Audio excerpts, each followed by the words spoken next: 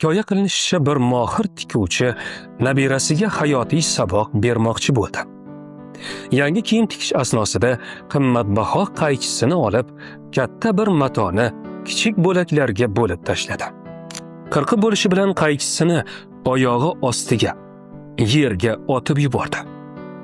Keyin igna ipni olib, bo'laklarni bir-biriga ulab, kiyim tika boshladi. Ignadan foydalanib bo'lgach, uni sallasiga qadab qo'ydi.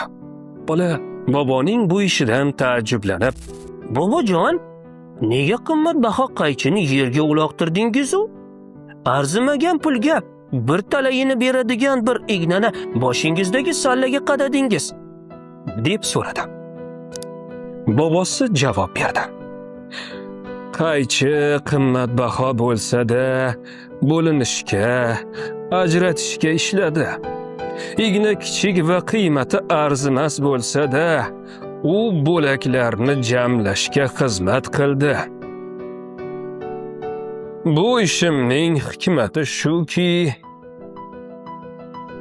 yaqinlik, birodarlik, totuvlikni buzishga, o'rtani uzishga uringanlarning qadrini aslo ko'tarma, garchi ular boy, mansabdor bo'lsalar ham.